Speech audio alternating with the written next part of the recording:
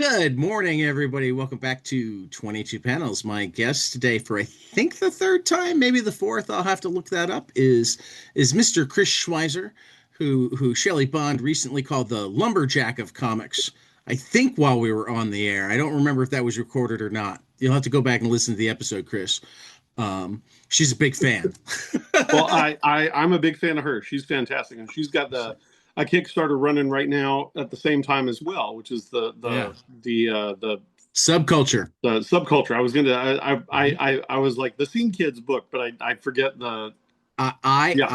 I have been lucky enough to read both Subculture and Outlaw's Apprentice, Mhm. and that's why my pocketbook is going to be lighter in about 2 or 3 weeks as both of well, those campaigns finish. I'm sure that we're both excited to hear it. So, Which, um, which also I think lends payment to the idea that like PDFs getting out there hurt sales. I don't know that that's true. I don't think so, and I think a part of I the mean, I'm thing, not big on pirated comics. yeah, but but I think but but but kind of like pirated music, it's like, are they being downloaded by people who were gonna buy them without reading them to begin with? yeah, I think for the way that I see it is, uh, and I do think this sometimes changes for big two stuff where you're trying to keep up with what Wolverine is doing, etc. But I think that for a lot of people, the physical object is as much a thing to be desired as is the experience of reading, and certainly not for Yeah, everybody. Um, yeah. but I my ignoring the PDF aspect entirely, I'm serializing Outlaw's Apprentice on Webtoons and my Patreon for free in Yep. both instances. And a Right. big part of that is feeling like I can charge enough on the books that I can make it financially feasible for me to continue working on this as my full-time Right. gig, because there have been, I am lucky in that it was always temporary. Right. But when I was really little, we were quite poor. And then when I was a young man, I was quite poor, and was not able to necessarily afford stuff. So libraries were essential to me. Friends lending stuff to me were essential to me. Being able to sit in a bookstore and read something was essential to me. And so making the work readable for free as much as possible is important to me, because I never want that price to be a hindrance to the ability to read it. Now, the ability to own it is another kettle of, I mean, like, if somebody wants to save every JPEG from Webtoons, like, go for it, man. That's fine. I've done that plenty of times. Right. But if they want a physical object of it, then they can. Then that gives them a chance to do that. And for the folks who are in a position to support artists and things along those lines, it gives them an avenue by which to continue seeing work that they hopefully like being produced by backing a physical aspect of it. And even with the digital stuff, I've got like a digital part on the Kickstarter that you get a PDF, Right. and it comes with a lot of the stretch goals. So like when you do that, you get a PDF of the sketchbook that comes with it. You get a tiered different versions of the book. So you'll have like a rough draft PDF, a pencils draft PDF, an inks draft PDF, so that if you're interested in process, if you want to learn how the sausage is made, that gives you an opportunity to do that. So even the Well, and digital side gives you some extras. I will say, as the digital PDF that you sent me has about a third of it, I think, only Probably, yeah. penciled I think the one when I penciled put with that some together, it inks, wasn't but done. but not, it is always cool to see process stuff. Yeah, I am a big fan of that. Um, but I'll also add both the reminder for anybody who didn't know it, and the reminder for you that there are those of us who are like this, that like even if we reach the point where fitting more physical stuff in our house is difficult, like most of us, and those who don't, I'm informing, understand that writers and artists need to eat. So when we're poor and the only way to read it is with a PDF or on Webtoon or whatever, then that's what we do. But like, you made it available on Webtoon. I didn't cancel your Patreon. I'm Yeah, still giving you, whatever a month that I was yeah. giving you before because I want to give Chris Schweizer that much a month. Now, Kyle sends me stickers for that. Now I do have a mail out tier. So my I $10 know you. tier, people get paper figure sets and I know, art I prints know. and I things like keep that. thinking about it, but I'm not asking for those, 10. I'm just saying I do have a those mail are out tier, but it's higher than no, no, Kyle's. no. It's both higher than Kyle's and like the paper figure sets, as cool as they are, that's when we start getting again into the I only have so much Yeah. space.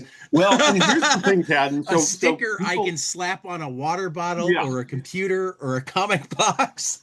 Well, people are listening to this. I can see your place behind you, and all I see is a lot of nooks and crannies where you could cram more stuff. Like you've got a door frame there. You could put a shelf above I that and do. put paperbacks. I do. You I could. do. I I, mean, I that's how I fit my record table into the room. yeah. Look at that. I seriously have. I keep thinking. Well, I no longer have any space in which to cram stuff, and I will figure out a way to put another shelf in there to build a little outlaw, etc. Your wife is probably a little bit kinder about how many shelves you can put up. Now, here's the thing: I do not. So part of what makes our we've got some fire trucks running past. We the studio is or the upstairs of the house is my studio, and that is where I have complete agency to keep adding shelves and Okay. furniture and things along those lines and dangling bits and all that stuff. And the downstairs is largely her purview, and there are Gotcha. a ton of shelves in there. Like we built the whole hallway is like built-in shelves, and there's some in our bedroom, but like the living room just well, it's sort of got shelves. There's a lot of shelves. Um, There should be bookshelves in every room. I'm a strong believer of that. yes, My but grandmother, my I grandmother don't had keep adding bookshelves in her things. bathroom. Yeah, I think that's great. Yeah. I don't keep adding things in the sections of the house that are hers to dictate their general aesthetic. Okay. I will push for them, and You will occasionally happily jump I'll in make the something. But second she even kind of approves. yeah. But most of the time, anyway. Is My point being, is, with some people, you've got tiny tiny apartments. I've got friends in right. cities who have I mean like 400 square foot apartments. You can't fit a lot of books in there. I understand it, but a lot of people, yeah, you just keep building Oh shelves. yeah. Oh yeah, yeah. No, I get it. I get it. I'm like that. You're just seeing my bedroom. Yeah. I have books in other places. Um, yeah, no, like you like the carpenter is as apt as the lumberjack. So I have to ask, like, just Mhm. because I know you and the way you work, has there ever been a time where your wife just barely gave approval, and by the time she came home from the grocery store, you were like practically done? Sometimes I have my first do it without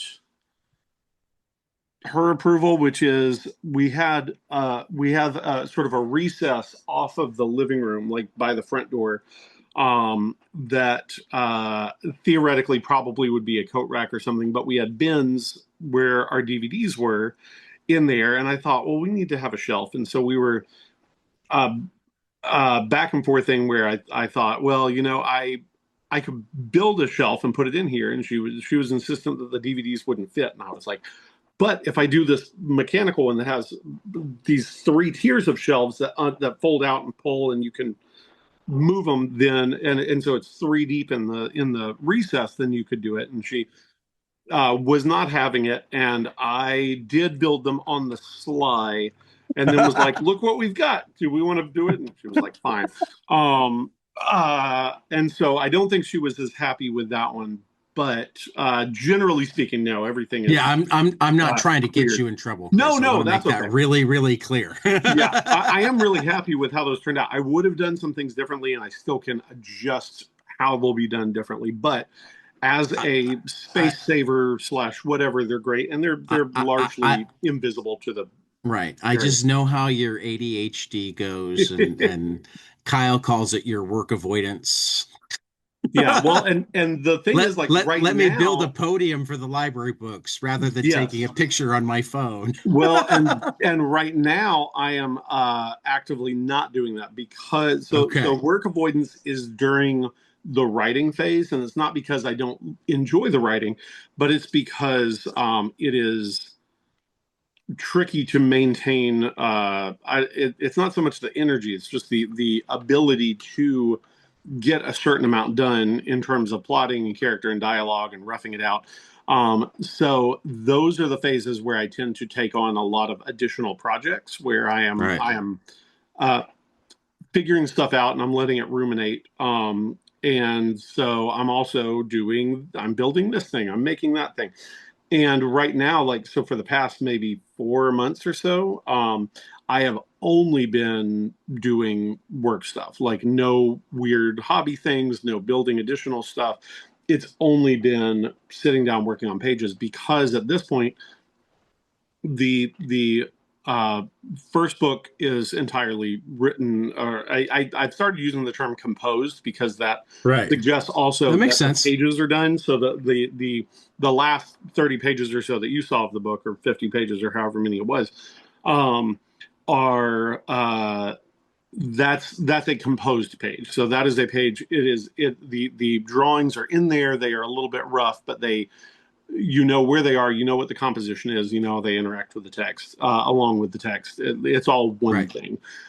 Right. And so the first book is completely done so far as that goes. The second book is halfway done. It's going to be a Right. significantly longer book, probably about 350 pages to the first book, Nice. 200.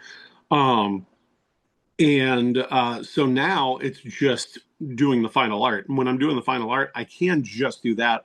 And that's all I want to do. I want to sit down and just do the final art. And so doing any additional stuff, I've got some freelance stuff that I'm doing. I mean, small, very small projects, but ones that Right. I have committed to. And they're things I enjoy, but not as much as I want to be doing Outlaw. Um, but aside from those, like Outlaw's all I'm doing. And then, trying to chip away at Patreon commissions that have backed up.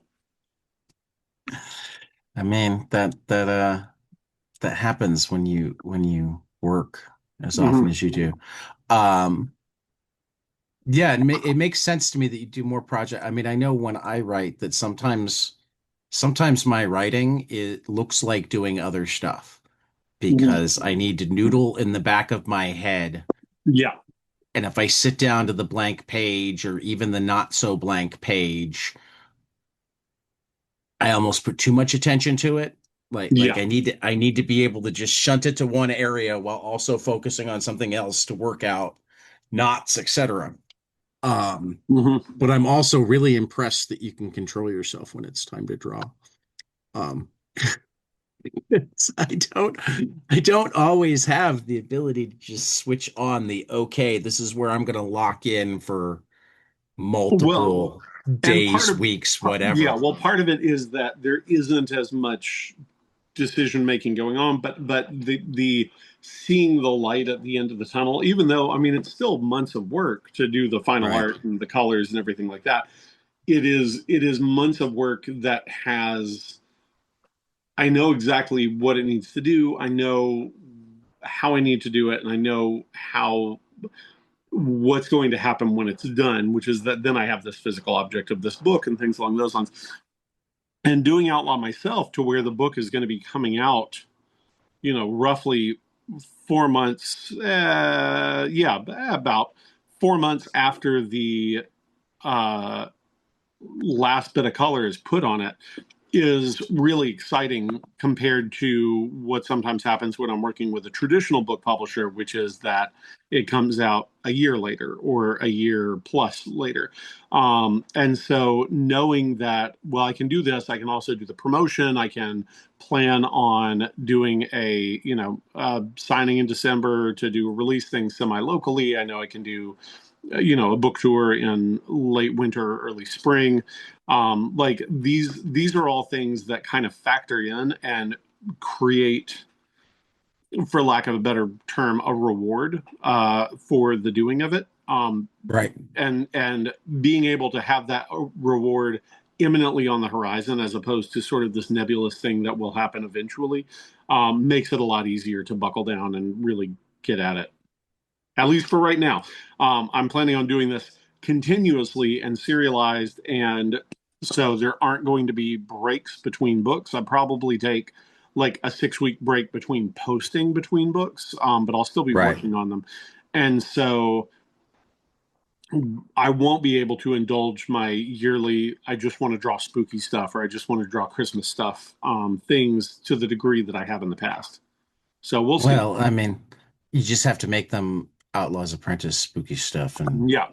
and Christmas stuff. I Yeah. mean, there are ways, Chris. There are ways. Um, before we get into talking about the story itself, because I Mhm. definitely want to get into that, there are a couple more questions that I wanted to ask about production and then the Kickstarter. The first of which is, have you been setting yourself like a specific timetable for Webtoon and Patreon releases of chapters, or not really chapters, but segments? I mean, and has that been convenient for you in terms of driving your process? It definitely pushes me to make sure that I stay ahead, which is good because, again, it's easy for me to defer my attention to other things. And so I'm releasing a chapter every Wednesday. And right Okay. now, or an episode. So sometimes, right now, they are pretty wildly variable in terms of length. I think Right. this week's was one of the shorter ones at what essentially comes out to probably 7 pages.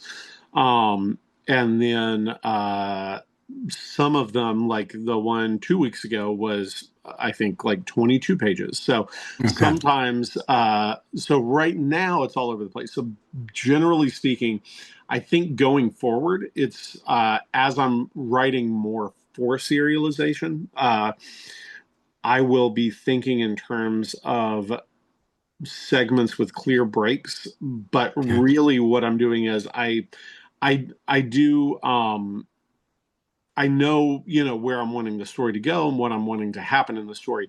The how it happens is determined by how the page comes together as I'm working on Right. it, like what the Right. dialogue is, what's happening in that scene. Um, and so a lot of times, basically, I will get to a point and I'll say, "Oh, that's an episode break." And sometimes those are spread farther across. Sometimes the beginning and end of that are longer than is convenient for the amount of work that has to be done for a weekly release. Sometimes they're just a smidge short of what I would like for them to be to make people feel like they got a satisfying reading experience. So probably my ideal would probably be the equivalent of 8 to 9 pages uh, each week, and get to where I'm thinking in terms of uh, story beats that kind of have that degree of length regularity. And I think the more that I do it, the more that it'll work. And one of the plus sides Right. of doing it online versus doing it in print is I can have a wildly different length with each one, because they had a prison break scene recently, and had that been broken up into multiple bits, this action sequence, even though it's longer, it would have diminished the catharsis of having all this suspense building, or not suspense, but tension building, Tension building. knowing that there's going to be this action sequence, and then you have the action sequence. And if the action sequence had been broken up into two segments, it would be like having a fight scene with a commercial in the middle. Right. You don't want that. Like, you want it to be structured a certain way. So really, I'm kind of looking at it as almost like TV with commercial breaks, like as a Okay. more than I am looking at it with as like a comic release thing, Gotcha. or at least that's how it feels, because it feels like you get to a beat and you know that this is a part where you can take a break. It's just that the breaks happen to be a week long, so sorry of that, but one guy Yeah. doing No, everything. no. I mean, you Yeah. shouldn't be sorry. I mean, Well, like, I'm sitting here blown away, like, because I won't name names because in contrast, it would wind up making them sound lazy, and I don't think mhm. of them that way. But there have been many people who have serialized stuff to Patreon where like they've got a weekly dump, but that weekly dump is just whatever they've got done. It has no thought Yeah, towards story beats whatsoever. So it could yeah, be a page, it could be 3 pages, it could yeah, be six, and that is and fine. you know Like, what? yeah, I'm totally cool with that because yeah, that's not what I'm paying for. So the fact that you are thinking about all of the products that you put out is incredibly thoughtful and generous of you. And also, like, please never let it stress you. no, no, and it's not, and I am really excited about. I did say, just one guy. My wife helps me out with flatting the characters, and that is Okay. hugely helpful for me. That shaves off Right. a lot of time overall. Probably 15 minutes a page, and that adds up Right. Oh yeah. considerably. Sometimes more than I that if mean, it's a 200 crowd. pages, Yeah, we're talking 50 hours right there. yeah. So that's it's a lot. It's a lot of time that can be spent That's working on that's these better a aspects. week's worth of work that Yeah, your wife put more. You paid yes, overtime. yeah, If she did it in a week, you gave her yep. 10 hours of overtime. I hope you paid her appropriately. Yes. It is a lot of fun, and I do really like the idea of being forced to just sit and do it, because I I there's a lot that I want to do with the series, and most of the stuff that I really like, whether that's Bone or Sagio Jumbo or whatever, a lot of the, Corto Maltese, a lot of it was built on this regular publishing schedule that Right. and you have the quantity that you have, which is great. Like, if I sit and work on, I've sat and worked on this for like 5 years. Like, I know what I'm wanting to do with this stuff. Like, I figured out all the stuff probably that needs to be figured out, and the rest of it, like, now it just needs to be done. And so the it's not going to get any better if I sit and dwell on it. And I can also always go in and change minor things when I move from web release to print. I won't be doing that with the first book. It's possible I may going on, but everybody did. Jeff did that with Bone. Right. It's little things that you're like, I could have done this a little bit better, or this face is Oh wonky, yeah. or I accidentally called this character by the wrong name, or whatever it might be. One of the fun things about reading Love and Rockets and its different iterations is figuring out where they added a page here, Yeah, occasionally, very occasionally subtracted something or changed, they do way more adding than yeah. changing, but Well, like and it'll be every different edition from the has tinkering. yeah. Well, and it'll be different in the web release, but the PDF that you have now, actually, the final version will have a different page, which I composed last night, or will Okay. have an extra page, Right. because I felt like there were a couple of things that I don't mind leaving unfinished, or I don't mind leaving unanswered questions. I do mind uh, feeling like I forgot something. And Right. so, Erska wakes up with she's been clobbered in the head, and she's got, a splitting headache slash possible concussion. And at a certain point, I stop addressing that, and it needs to be noted that the activity is lessening the the effects of that, and Right. a couple other things. But it's like Right. but I was like, there's not really a panel to work that in. All of the Right. dialogue, as I, at least so far as I can do the dialogue, like I don't want you to Right. ever feel like you can just slip in a panel with a little bit, because each line should naturally lead into the next line, Absolutely. and so it's kind of Absolutely. tricky to find like how to work that in. And so I Had found to a place add a to work it in, scene. but it required a whole extra page with other Right. stuff to build around it, like a little Right. carrot. Right. Um, that's fascinating. And having her work through the concussion is near and dear to me because I think I talked to you at least once during the time that I was recovering from my Mm-hmm. concussions. So I know my concussions Yeah. all together too well. Um, And I read Sarah Polly's memoir, which is called "Run Towards the Danger." I think it's something like that, and a big chunk of it is her dealing uh, with a concussion, and basically how how activity and makes it, lessens the severity of it, despite feeling like you need to rest. Um, yeah. and so And I don't know. it is called Run Towards the Danger. Yeah, it's a great book. Yeah, yeah. Um, but uh I was gonna bring up a couple of your upcoming um stretch goals that Mhm. are near and dear to me and pose a quick question because Yes. it's something that could be added to get you to these stretch goals sooner, Mhm. that wouldn't be more work for you. I know better than to add things that require more work. But first of all, I love that the next stretch goal is an educator's guide. Mhm. And then the final stretch goal is um, Kentucky libraries. If you hit $40,000, you're going to give a copy to each public library in Kentucky and offer them to all the middle schools and high schools. Which, as an educator, both of those things are near and dear to me.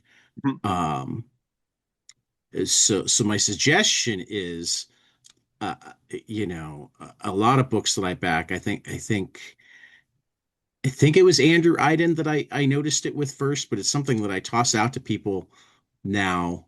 Um, have like the add-on of buy a copy for a library or the organization of your choice. Oh, So oh, so you could make it so people had the option to help you offset those that costs. is really interesting. Well, the Kentucky one, like I budgeted that into the thing, like that's unexpected. But if you wanted a non-Kentucky library, that's a really great idea, Tad. Well, I like that a lot. but regardless, it would Yeah, offset the costs because if they name a library, then you're sending it to that library, but whatever yeah. went towards the budget is getting you towards Yeah, no, that's 40,000. that's really smart. I like that a lot. Yeah, I think, Um, like I mentioned before, like a lot of my reading was done at or because of the library. And that isn't to say that we didn't have a ton of books at home. We always had a ton of books at my house, but we didn't always have the uh one you wanted now. well, yeah, and we didn't always have contemporary, but like Right. I was never lacking in toys. I was never lacking in books.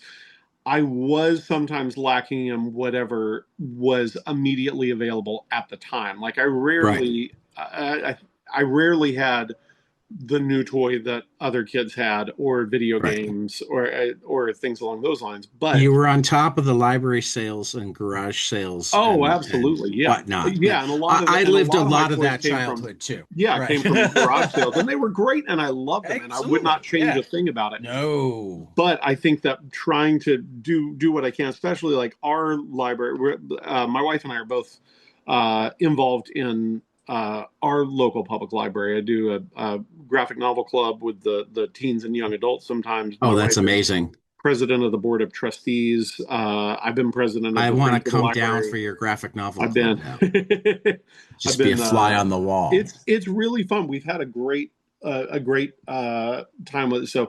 So what we've done today, and we haven't done a ton of them, but we'll pick a book and we'll read it based on, do I know the person who wrote it?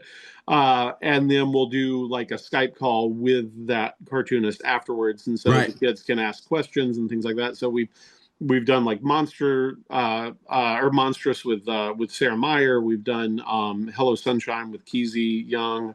Right. We're gonna do the Sweaty Palms anthology with Liz Enright and Sage Coffee, who were the editors. And so like Right. it's anyway, it's a neat thing. But like but I say this to say that our library, like our librarians do a great job. Our library director is absolutely fantastic and has done some wonderful stuff. I know every library is underfunded. We are, I think, one of the worst funded libraries in the state. We are one of Hmm. two or three counties that do not have a tax base for our library. It's pretty much exclusively discretionary Right. municipal spending year to year. And so, other places have that. So anything we can do to give them a leg up,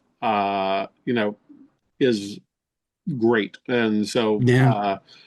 there's a degree of self-serve to say, well, you can have my book because then people are reading the book. But it's also that's what I have to give. So Right. hopefully we'll reach that spot where I've got an extra few $1,000 and we can send those out. I am in favor of it, and like I've already backed this, but if you added that add-on, you would get more of my money. I will look at doing that because I think that's a really good idea. And I would also wind up plugging that add-on Yeah. because it's one that I like.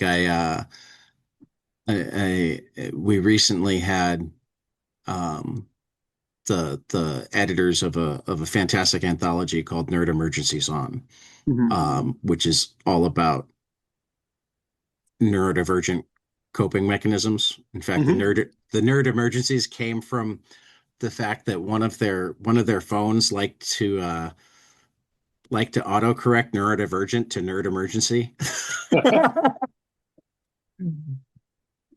um And that was the first thing I said. I'm like, Yeah. why isn't there a tier to give this away? Like Yeah. to libraries, to whatever. I mean, No, hell, I think that's for a really good idea, Chad. I for like that a for lot, and for those of us who are yeah. neurodivergent, the option to send it to the parent that just doesn't understand yet. Yes. Well, we'll crunch the numbers today, and when Liz gets home, Yeah. and we'll look and I see mean, so that it's not additional shipping. That's the main thing because we right, could send it directly to the library, right, so it might run, excuse me, um, maybe $1 or $2 more right, than a regular copy, but you're not paying additional shipping for it. I right. I like that idea. I think Yeah, that's really neat. yeah. Um, just because, like, I know that there's a lot of people that like. Yeah. And I mean, I remember actually the most interesting one that I've seen is Ronald Wimberly on the uh, last issue of Lab that he did. Hmm. Um, did what he called the barbershop tier, where I think it was like I forget it was $100 or $200, and he'd send 20 copies of it to Hmm. literally whoever you wanted, your local Yeah. barbershop, your local school, Oh, I love it. anybody That's you great. think that might like this. Yeah. And that I don't know if you've seen Lab, but it's set up on like newsprint and fold over. Yeah. So like the 20 copies is different from setting 20 copies of your Yeah. book, Yeah. obviously. But no, but even so, and there are a couple of people that have ordered a lot of extra copies that they're intending to give out to people, and I am Right. incredibly grateful Right. uh, for the folks that are doing that. But I've also, Right. I had to promote it last night because I don't think people saw it. I don't have a retailer tier Okay. because I don't think that you can choose the order in which your tiers appear. I think it's just numerical by how much they cost. I think And so. so I feel like it would confuse regular customers to get 20 copies for your store in between two of the normal tiers. Right. And so I do have retailer bundles, but they are an add-on as opposed Okay. to a tier. And Okay. so just That's trying to good make to sure know. that people know about that kind of thing, I think is helpful. The one thing that annoys me about Kickstarter is that it's hard to see what the add-ons are except when you are Have already backed. right Yeah. or managing your pledge. It'd be really Yes. nice if there was a way to have the add-ons more readily available to go, Yeah. oh, I'm gonna buy this one and add that and add that and add that. Yeah. Well, yeah, because you may only want two things, and not, you may want an add-on instead of another tier, Right, where that add-on is available. And I tried to make right, it where the tiers, if you're going to get a better deal on any of the things, like it makes more sense to just get a higher tier than it does to add on any of the individual things right, on the tier.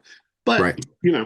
still, people want to do what people want to do, and I want to give them That's as right. many options as possible. Or maybe they want the sword, but they don't want, I mean, the Yeah. sword I think is sold out now, Well, but yeah, and that one wasn't an add-on. That one's just right. strictly for But the but thing. in a general sense, maybe they want okay, maybe they want the original art, but not the desk edition, Yes. Yeah, or and those upper ones, like the extra things, like, because Kickstarter, you can edit up the number of tiers available. Like, you can say, well, I had 100, now I'm making 105. You can't edit down, and so okay, I can't make things like the original art, which has a finite number, or the swords, which have a right, finite number, as add-ons, because if somebody ordered five extra things, then suddenly I can't offer those five extra, or those right, five tiers, and I can't delete them. Like, I can't right, change how many there are. right. So that's something that I would love. I would love it if that were available, and I can kind of understand why they would prevent No, doing that, no. I because, mean, it yeah. makes sense to not be, I mean, and again, I chose two bad examples for No, no, it's okay. But if you thank wanted the you for drawing desk edition, clarifying but for not the listeners. other, yeah, if you wanted the drawing desk edition, but not the any of the other stuff, and the book, Yeah, you you want the could. drawing desk, but not the sketchbook. Yes, you could That's the one to theoretically look get at just those two things for $5 less than the than if you Outlaw got that edition. tier. Right. And but you're getting a lot less. You're also getting no prints. You're getting the Right. anyway. Yeah. So Yeah. No, I mean it it's like it's again. pretty like it's mostly there, but I would like it, because some people might just want the drawing desk edition, and it will Right. be available commercially afterwards. Like, I'll make the drawing Okay. desk edition for anybody listening. The drawing desk edition is basically an at size black and white reproduction of the original art, the pencils and the roughs, for I think at this point I'm planning on doing 75 pages for each book. And so it'll be about 200-ish pages, total, Says spotlighting these different approximately things. 180 pages. Yeah, and so because I'm working relatively small, um, like I'm working at about 8.5 by 14, and the live area a little bit smaller than that. Um, I can reproduce these without it having, it is just under the inch amount, where, like, you jump from can print it for a reasonable amount to can print it, but you have to charge $200 for it. And Gotcha. so like, that wasn't by design. That was just It's when just I was dumb when I luck. was doing my test pages. I knew I wanted to do this mass market paperback format, and so I was doing a lot of test pages early on to see what how small could I letter before I lose control of the lettering. Okay. And, like, what size did I need to work where the reproduction looked good at that mass market size. Right. And that was what I found. It's basically, I think it's probably 7 by 12.5 live area, something Okay. like that. Um, somewhere in that range. So anyway, so there will be a scan of the inks with the pencils visible underneath them, and then also just a slightly smaller version of the pencils themselves and any annotations or changes that might have been made digitally. Because although I'm doing everything on paper, I am sometimes fixing stuff digitally. Either a character doesn't look the way that I'm like, their eyes are too close together, or this hand looks funny or something. So if I make adjustments, I'll have a little inset that show what that adjustment was between the original and the digital, and then I'll fit like 3 roughs to a page Cool. in smaller so that you can see like how that page was composed. Because I really like, I love process stuff. Like I get the artist Oh yeah. editions, I get artist sketchbooks. I've got way too many French black and white editions and portfolio facsimiles and things along those lines. And I assume other people like those as much as I do, and so I wanted to make that available. Well, I mean, Scott Dunbier keeps being able to put them out and Yeah. win awards for them. So I'm assuming that you're No, not they're alone. great, and mine are not going to be anywhere near as fancy as Dunbier's. Like Right. mine is going to be paperback. Mine is going to be like No, I all get it. my I I understand collector mentalities, and I want people to be able to collect stuff. Like, but for me personally, I like feeling like I can beat up my books. And so I want to make them in an edition, like, and down the road, who knows, I might do something fancy with stuff. But Right. generally speaking, I want it to be something you can treat like, the artist edition type thing, or the drawing desk edition. Like, I want it to feel like something you can use like a textbook. Like, you can look at it. Well, and as a teacher with teachers' Yeah. pay, I appreciate that. Yeah. Well, it also makes it more affordable to be able to do Right. that. Like, where I had to do it with a hardcover, I'd have to charge I mean, considerably more. I own very few artist editions thus far because they're a stretch. Yeah, They're a stretch. So they they have to are. be like I have more absolute editions than art editions because Yeah. I'm enough of a reader that like it's easier to make that stretch to just have the bigger, Yeah. but I'm enough of a reader that like I won't always do the stretch to Yeah. process without the reading Yeah. experience. Well, none of the books that I have do I have because they are rare or because they are um of a certain quality. Like, I want all of them to look at and read. And Oh so yeah. the more expensive it is, the less I feel like I can treat it like a book. And so that does make it a little bit harder. Yeah. So Um, yeah, so I'm having, but that's, again, it's one of the great things about being able to do this myself, is that I've got the agency to say, oh, I want to do an do it original this art way. edition. I want to Right. do a sketchbook. I want to do this thing, and not have to, and know when everything's coming out, how it's coming out, Right. how I'm going to print it. Like, it's really nice having that. And I mean, and it's And extra and work, of 10 course. years down the road, after you've Yeah. sold either the movie rights or the TV series, that's when you'll put out the really nice Yeah. hardbound editions. And that could Before, be a thing where I don't even necessarily do that myself. That could be a thing where, like, right. maybe they're licensed to somebody to do Yeah, a you little let spot somebody or else do something. the hard work. Yeah. And just But pay I you. but I do really, yeah, but I and different folks have asked, like, well, do you want it to get picked up by a publisher, and not for the foreseeable future? Like, Right. I am really excited to be doing this Well, myself, you're because I am a control guy, and I also like, I I will, every part of it feels like part of the whole. And so the way that the book looks, the way that it comes out, what it comes right. out with, like, all of those things feel like part of the story to me as well. And so to have control over that in a way that I haven't with previous Right. projects, like, I it's a mean, delight. you're following in some cool footsteps. That's how Bone did it. That's how Mhm. Strangers in Paradise did it. Yeah. You know, there's there's a real history of self-published comics, both because the creator believes in them more than any publisher does, and Yeah, because the creator wants to do it a certain way that they yeah, can't. So um, I support that across the board because your yeah. aesthetics are always amazing. Now, we've done this completely backwards. We've talked all sorts of craft and publishing stuff, and we still haven't actually talked about the book itself.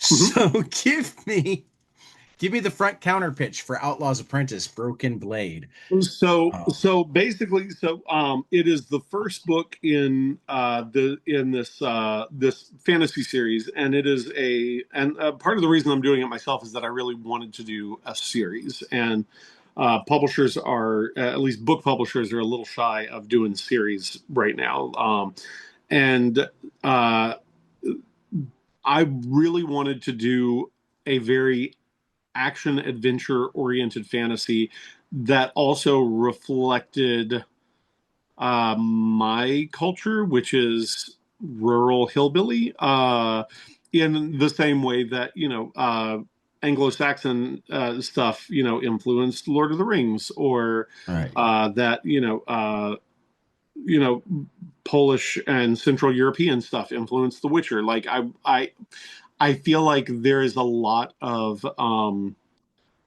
history and culture and folklore and personalities and things along those lines that could lend themselves very well to a fantasy setting from the southeastern U.S. and Appalachia specifically, and I really wanted to see that reflected in a story. And this is basically it's a chance to take all of that stuff that I love and all the history that I've researched and things along those lines, but put it in a bag and shake it up and make something new. right, And so that's the general timbre of it, timbre of it. But the story is that there is a kid who is outlaw, or excuse me, who is apprenticed to a former mercenary. He wants to be an artisan, and they intervene on behalf of somebody they see being treated badly, and subsequently find themselves on the wrong side of some powerful folks and outlawed.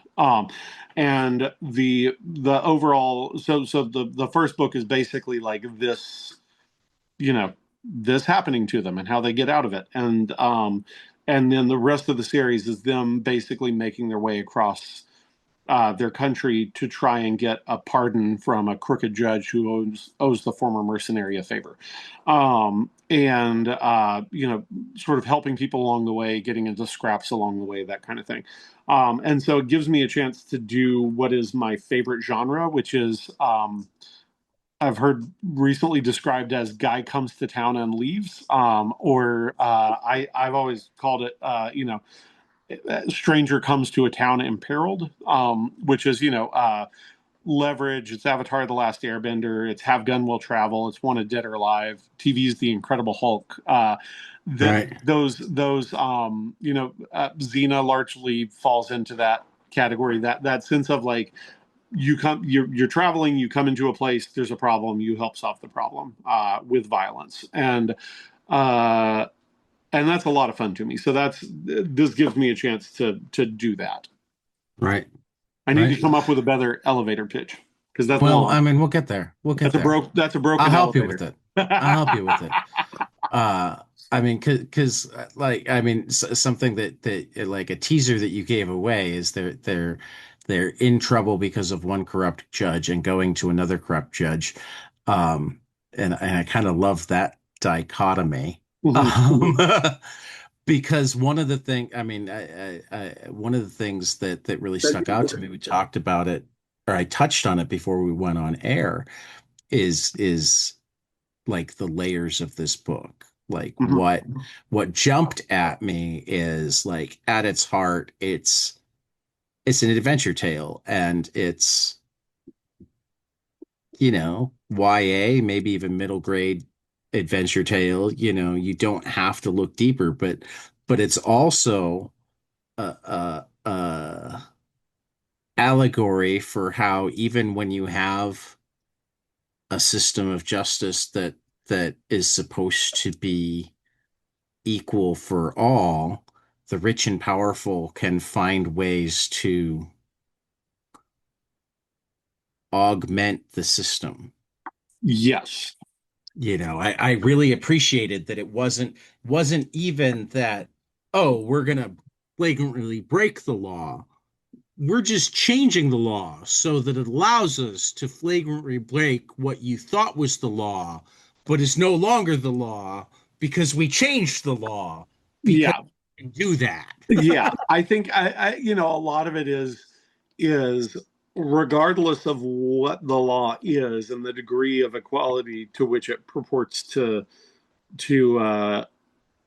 endow the folks under its umbrella.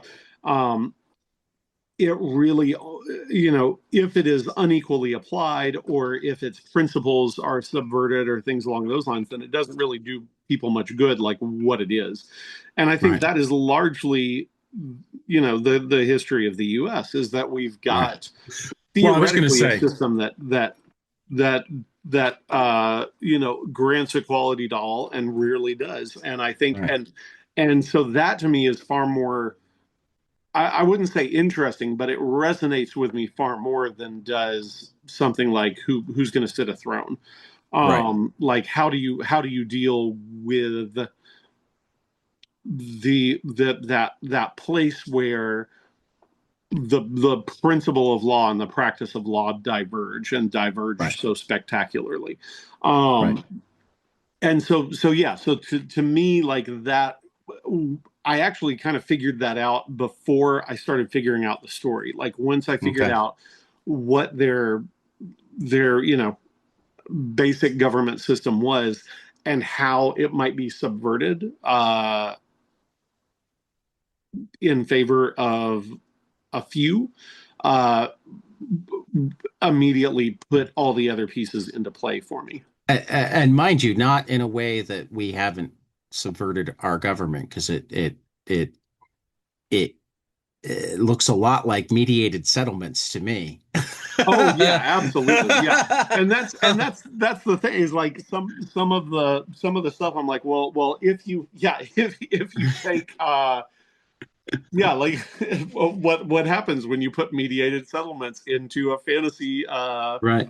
Well, and into I a bring fantasy this world up, and then see like can you use that principle to circumvent law more fully, like and I actually bring this up in part because, like, I don't know. Appalachian history and really Appalachian present is something that I've only started diving into. mhm. Um, I started with I don't know if you got to see Andrew Iden put together his collection of um The hurricane, hurricane relief stuff. Yeah. right, the islands in the sky. Yes. And I had him on, and like he painted a great picture, and then I got to read that. But he also had me go read Barbara Kingsolver's Demon Demon Copperhead, and I'm like, Copperhead. Yeah. oh my God.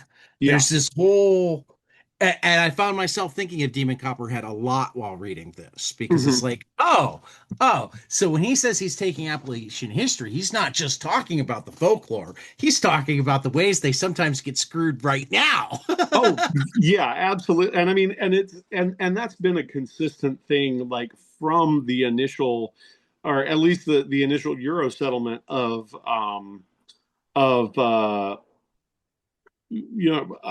what would become West Virginia and Right, Western North Carolina and things like that. Like there has always been uh, a lot of resentment by moneyed interests towards sustenance farming.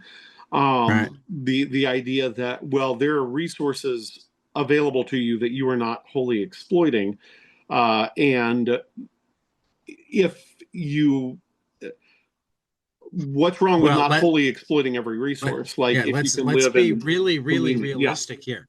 They're like, there are resources on your land that we would like to exploit better. Yes, And exactly. you aren't working for us at the prices that we want because Yeah, you have this sustenance farming. So we need to do something about that. yeah. And so a lot of so the first book has a little I mean the first book sort of is setting up the scenarios in which this can be more dramatically done, but each subsequent book, not all of them, but a lot of them are borrowing from a lot of for lack of a better umbrella term, labor history in Appalachia. So Okay. Oh, um so so I the am now. I was like 1,000% on board because it was Chris Schweizer and swords, uh and now I'm like so much more on board. It's not even like I can't even. You're getting into labor history Yeah, well, with the swords. third book is sort of I love effectively it. Madawan in a labor camp with swords, I or love it. excuse me, in a logging camp with swords. Love Uh, it. but yeah, but I mean, I think that, and you see those parallels in a lot of other stuff. Like there are similar things in westerns where you have cattle barons like locking off areas or land barons or any kind of barons. Barons are always trouble. Uh, Absolutely. But this is actually a place where comics are so valuable mhm. because like to really we I mean it can be woven into prose. I mean I just brought up Demon Copperhead. It like all of this was very well woven into prose. It can be done, but I know that there are also a lot of people that wouldn't have finished the book because they started to get into the parts where that was woven in, and it's like, oh no, I just wanted the happy story. Don't Yeah, give me the pharmaceutical companies. yeah, um, and it can be done in movies, but in movies, because often of the pace, etc., it's easy to overlook that Young Guns is about like evil cattle ranchers as much as it's about yeah, Billy the Kid. Uh, yes, a comic book can have the things side by side, hmm and yes, you can still choose to ignore it, but you have to make that like conscious choice well, because you're also picking the pacing. So it doesn't take you too fast to go, oh, I just missed that part. And yeah, it doesn't get so bogged down in details that you're like, oh, well, I didn't think this was what I was reading. It becomes part of the setting, but yeah, as the characters relate to it, you have to think about it more.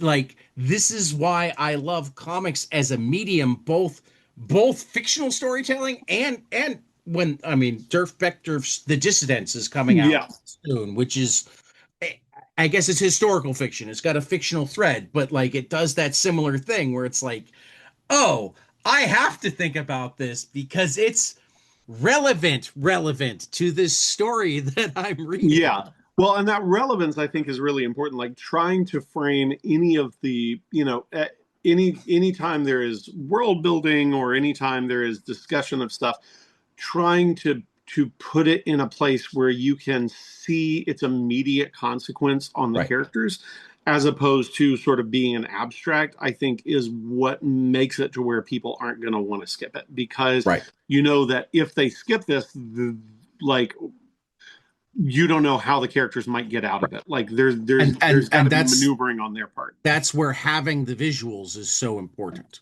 I Yeah, mean, again, like I didn't mean to imply in any way, shape, or form that Barbara Kinscover didn't weave it really well. no, But no, yeah, because you have to make your own visuals, it's easy for somebody, if they chose to go, well, she didn't need to add this. Why do I have to think about this? yeah, Whereas with a comic,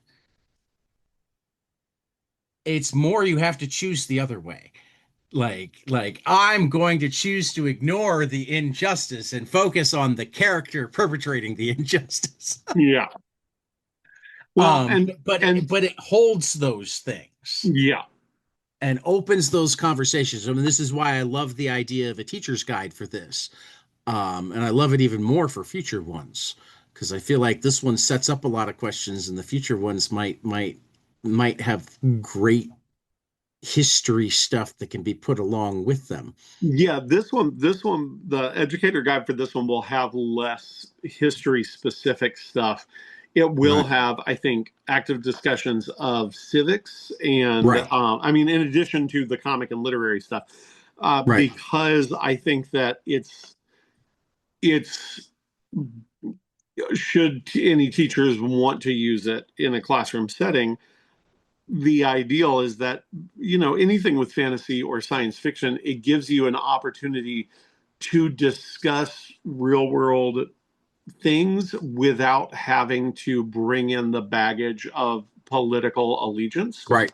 Right. And so you can talk about stuff in principle form and in the abstract in a way that I think can be really helpful, in a way that you can get into And helpful to trouble the as a students teacher, because it's less abstract because you're focusing on a how it's world. affecting It's something. not Yeah. our world. Yes.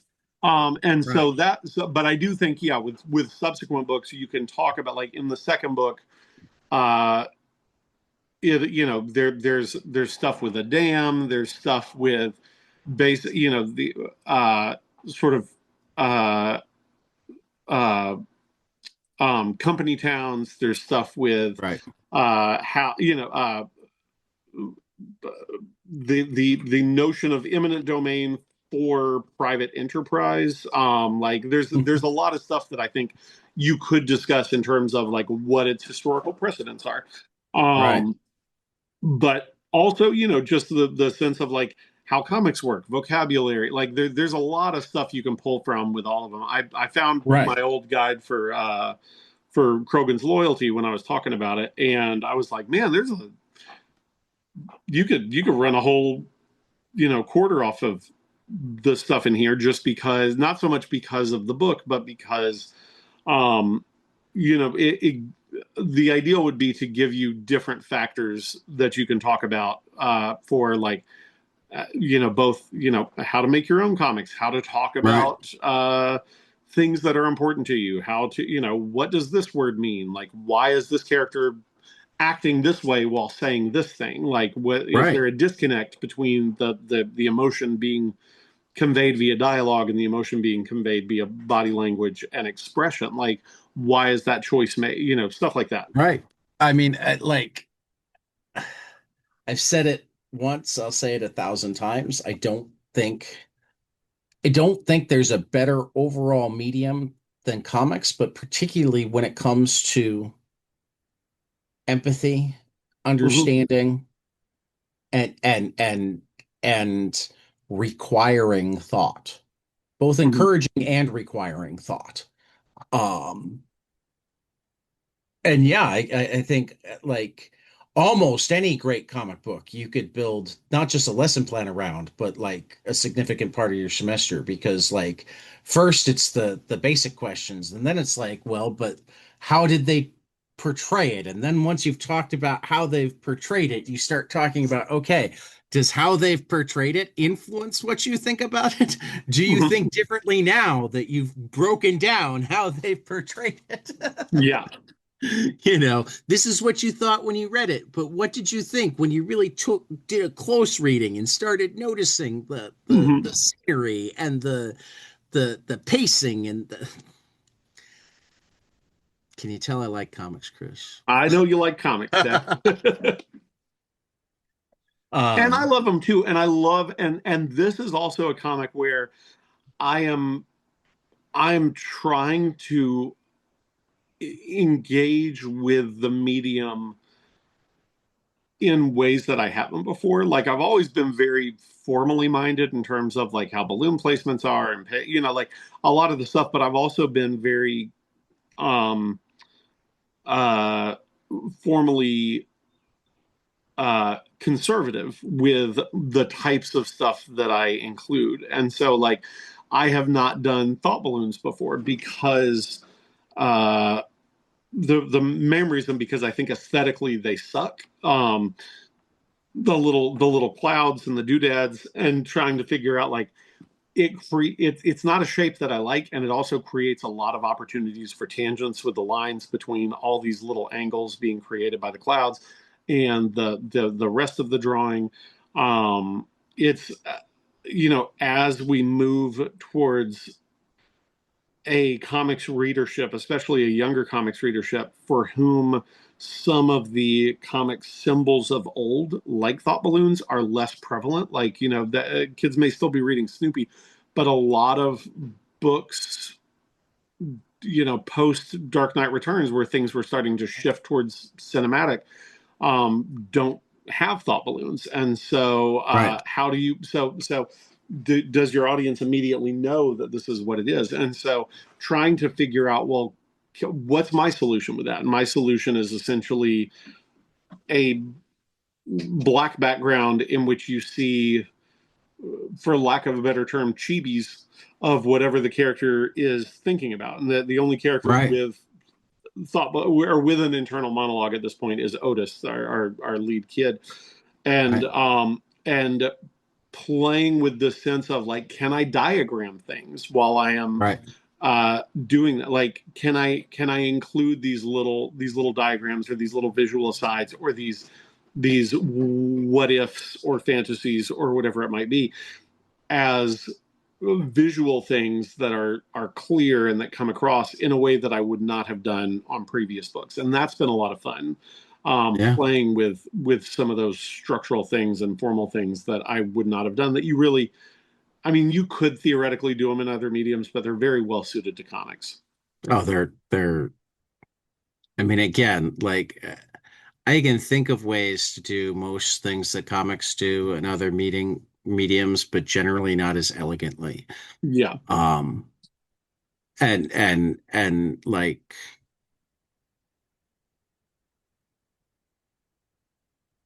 film can sometimes more elegantly do action, and it integrates music better, and and prose can more elegantly do thoughts, Hmm. but but only verbal ones. Yeah. I mean, something that I would love to see more of are like thought balloons that are nonverbal, Yeah. or the equivalent of a thought balloon, where Yeah. you're and you see some of it, but like I think in words, my wife thinks in pictures. Like, so a thought balloon that was just words wouldn't actually represent her thoughts. Yeah. You know. and So and I'm yeah. gonna, and there's some aspects too that I think, not just thoughts but also in discussion. So, from Yeah. the second book onward, there's going to be a lot of learning how to fight, learning how to sword fight stuff, Right. because, again, like, drawing from influence, like, something that I absolutely loved when I was a kid was the learning to fight sections of kung fu and samurai movies. Like, Okay. I loved the training sequences, and not just montages, but where you see, like, this is how you do a specific move, or this is how you counter this specific thing that seems uncounterable, and you work at it, and then Right. hopefully you see that manifest in the final acts, like, where it's all coming together. And so, like, when it's sort of hard to have a, well, this is how you do sword fighting in a comic with a discussion, where you're not suddenly spending 9 panels showing a move. But if you can have a character talking and show a tiny diagram, like just a literal Right. diagram behind the character as they're talking, Right. that can create that context that I think can be helpful. And then also, providing additional context for how it's going to work in a fight scene, because there's a, a fantasy novelist who Sebastian de Castell, who did a series that I love called The Greatcoats, and something that he does really well in that story, is that he'll have a fight scene and he'll set up sort of the mechanics of the fight scene, and then there will be additional context during that fight scene that helps to suggest how, or that gives you a frame for how it ends. So either a training thing, or a history, or something about how the ground is, or something where it does it. And Kyle did something similar, Kyle Starks, in Karate Prom, where Right. there's a sequence that I love, which is they get knocked into a pool, and or two of the characters are they tackle each other and land in a pool. And earlier, one of the characters has discussed going to this pool with her grandmom and doing, and practicing there. And so in the middle of this fight scene, it creates this flashback to her training in the pool, and using the water as resistance to punches and things like that, that then contextualizes the rest of the fight scene. And I really love, like, I've never used flashbacks before this book either. And I really love this notion of creating immediate flashbacks that provide a context for how things are going to happen, rather than trying to necessarily do a long game setup for that flashback earlier in the book. Um, because I think that, especially again with this serialized read, um, you're revisiting these characters, once a week. Like, you're not necessarily. I can be real clever and mention something in an aside 9 weeks ahead of time, and I probably will. But I'm also going to uh, double down on that flashback context in order to create an immediacy whenever it comes into play, that I think works better in serialization than having to constantly think about it previously on. I love it. I love it. I love it. I love the book. So I'm Thank you so much, Chad. I kind of appreciate it. kind of thinking of stuff like as you're saying it, that I'm like, okay, that, yeah. Um, mm, I am running out of questions, and you have work to do, I'm certain. So I'm going to roll into closing questions. Yes. Unless you have specific stuff that you don't feel like you've gotten out yet. Okay. Do you have stuff that you want to add that we haven't hit on? No, I think that's Okay. fine. Then I'm we'll happy then we'll to hit delve into then it. we'll Yeah. then we'll hit closing questions. Okay. Um, my first one is a new one. You haven't had to answer it before. Um, I am a little less than 5 years into doing this podcast, and Hmm. I feel like I've entered the twilight zone. Um, the In the what way? ways the ways in which um the experiences I get to have in my life are ones that if you told 15-year-old me or even 35-year-old me, I was going to get up and spend like an hour and a half on a Zoom call with Chris Schweizer on a Thursday morning, or hang out with so and so, or get to run panels at C2E2, or Hmm. just so many things that I never imagined would be part of my life that are just amazingly cool. Yeah. But I've also found that that's definitely true of everybody in comics, and seemingly true of almost anybody in the arts, period, that they Hmm. wind up living lives just full of these little pinch me moments where they're like, even looking back years later, they're like, was that really me in that Yeah. room, or doing that, or saying that, or listening to that, or whatever? So I started collecting those experiences. Give me one of your surreal, pinch me, oh my God, that was Chris Schweizer that got to do that moments. Oh man. I mean, one that has become more regular but never loses its magic is that, because of, I think, doing the historical stuff and being involved in different academic communities and libraries and museums and colleges and stuff along those lines, I have been incredibly lucky in that I've had the opportunity to uh, go behind the scenes at a number of museums, to go into the vaults and to, uh, in some instances, handle armor or weapons or things like that that are, hundreds of years old, in order to better understand the mechanics of them. recently did that in you're in Chicago, right? I am. I was at the Art Institute, and I was able to go and look at how basically the upper vambrace works because I could not Okay. figure that out in the when you get into the early 16th century, like everything locks in to the point that it's almost like a spacesuit. Like there's no Right. gaps with mail. There's no, I mean, it's just it's in, and uh, being able to look at the and to move it around and see, oh, okay, well, this flange does this and this connects here and this connects here, like is going to make it to where I will be able to draw that better should I need to draw Right. that. Right. Being able to pick up a rapier and move it around and feel like, well, it's the balance of it, the lightness of it, it's made different ways, so it's dramatically different than anything you're going to find in a reproduction, and it feels different, and that's going to affect Right. how I draw it being used. But Right. but that is stuff that absolutely never loses its sheen to me. Like being able to get, like, since I was a kid, like I've loved, my dad worked at a college, and, he worked at he was at an opera company and things like that. And so being by myself in an area that has neat stuff, and or getting to be, in the back of something, or getting to dig through the archives or through the costumes, like any of that stuff, like is all that's just always a treat. And I enjoy that as much as I enjoy like walking around in the woods and exploring places and things along those lines.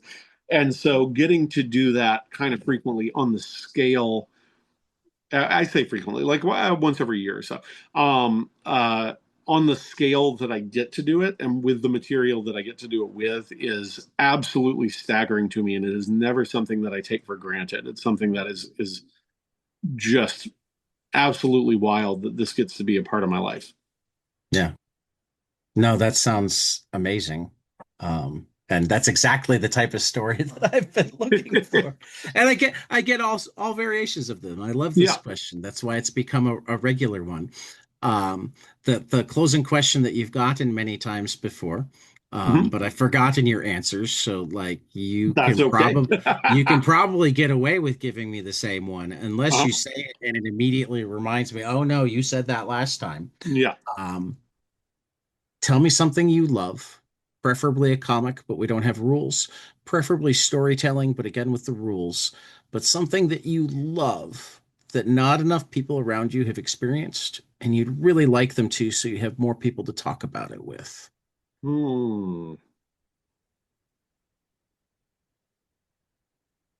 There is a comic that I really like a lot that is uh, maybe 5 years old.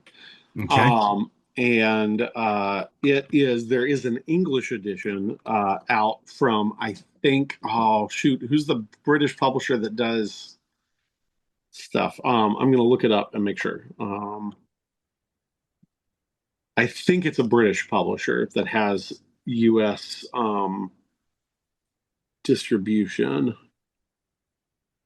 I know you gave me a Uh, French book before, so Self-Made Hero, that's it. yeah, Uh, Self-Made Hero does some great stuff. it's The Smell of Starving Boys. Have I Ah, mentioned that one? this is not one that This is you. a new one. Okay, so this is Frederick Peters is the illustrator, and I know Lu some Hui Peters. Lu Hui Fang is the writer. And it is a weird meditative um uh western that kind of feels it's I'm sure there is some Cormac McCarthy influence on it. Visually, I'm struck by the colors because they're beautiful and they are done Yeah. better than I could do. But they are largely using a palette that I made for myself. Like they're Yeah, I colors was that about I'm to like, say that oh, I use these colors a lot. I could see how this could be a major influence on your colors because it It's does. It's got. well, it's not, but it should be. I should learn from it. Well, But okay, it's then it just will that where it could one day be a major influence on your covers. You're not supposed to tell people that it you don't know stuff, it Chris. will down the road, but it's the aesthetically. To me, it looks as if it's Craig Thompson inking Guy Davis, Okay. with really great colors. And the story itself is lovely. Like it's really interesting. It's talking about, um, the role of money and exploration, the role of gender, the role of how second chances work, how second chances can be dictated by circumstance and by finance. And there's this weird, creepy corpse-like cowboy bounty hunter sort of following them around, and it's just this. It's a beautifully made book. It's very different from what I don't know what I was expecting. I wasn't expecting something so, for lack of a better word, art house, in terms of story and structure, but it's really something. It is, I think, readily available in the US. It is And I like it a lot. I've shared it with a few both friends. physically and digitally, Yes. and I realized why Frederick Peters hit my head. Um, the the book that Matt Rosenberg will recommend up and down is called Ama, Aama. It's also from Self-Made Hero and also Frederick Peters. Oh, I don't It's know a that one, four-book but I series. will. Yeah. Yeah, I know. I will check it out. Well, I mean, really, Peters is really fantastic. Oh, I have seen that. I haven't read it. I do know that one, but Yeah. I have not read it. Um, Lupus but is supposed to be quite good too. I haven't read that yet.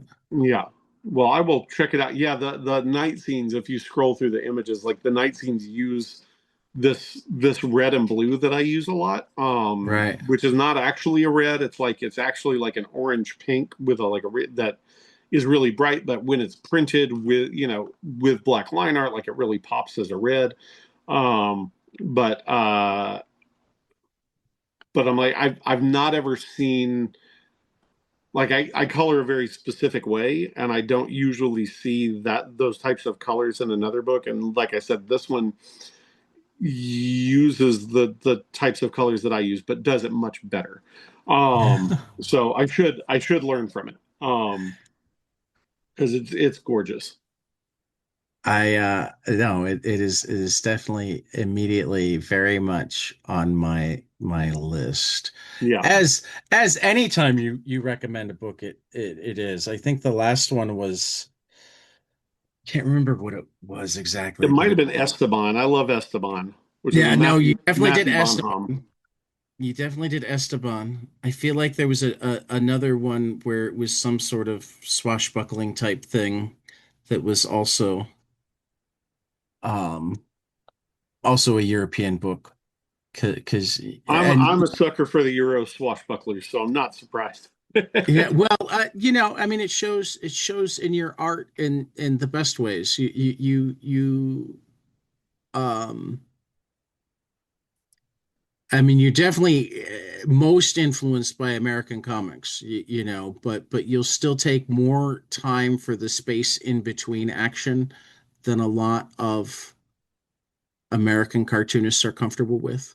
Mhm. Um, and I think that's a distinctly European comic thing, where Yeah. where will they'll stop to breathe, Yeah. you know, the Well, stuff that and I'm reading more manga than I used to as well, okay. especially, I mean, and it's not a recommend because it's hard to find people who haven't read him or aren't reading him who read any manga, who's Naoki Urasawa. And Oh one yeah, of the things so that I good. really love, aside from just the gorgeous art and the great storytelling and the characters and everything about it, I love. But something that I have gotten more comfortable with is I feel like I can, if I've got a conversation heavy scene, I can have the same face roughly from the same angle more than once and not feel bad about it. Right.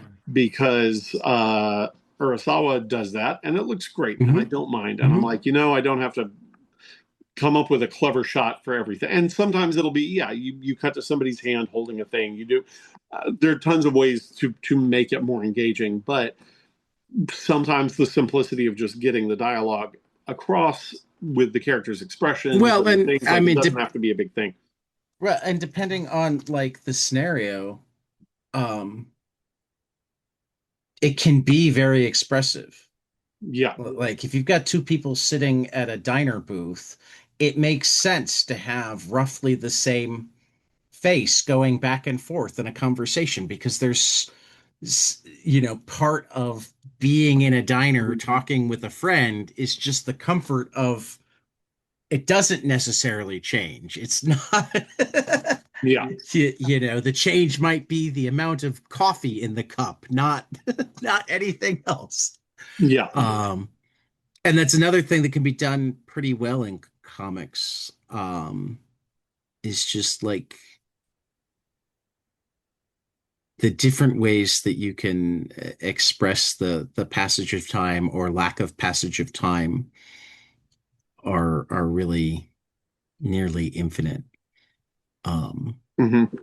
and you've you're one of the masters of that. Well, I I've really appreciated appreciate that, that. Thank you, Ted. and I mean that was something I noticed way back in Six Sidekicks, which I think was the Mhm. first thing that I read of yours. But then when I went back into Krogan's and whatnot, you're really good at pacing and keeping the reader in the story while at the same time allowing them to speed up and slow down and understand the time of the story, not just the time that it takes them to read it. Which is it's a trick that it's hard to pin down how you do it. Yeah. I mean, every once in a while I'll see something and I'll figure out like I figured out finally what makes Jesse Lonergan's massive number of panels for one picture so valuable, and that's that every panel represents a beat. So even if it's one picture, when it's Hmm. split into 16 panels, it's telling you to spend like Take your time. 16 Yeah. with it. Yep. It's forcing you to stop and look at the page in a way that you wouldn't have if you didn't have to fill in the space in the gutters of Yes. what's all one picture. Yeah. um but that's another thing about comics. There's so many things that are done that like it takes that third, fourth reading to go, oh, that's why I felt this. Yeah. That is the hope. So Chris, it is always a pleasure. Um, Hopefully I'll get to see you again soon. It's always nice to see you in person, hang out, that sort of thing. And for 22 panels, this has been Chris Schweizer, and we will see you after the next page.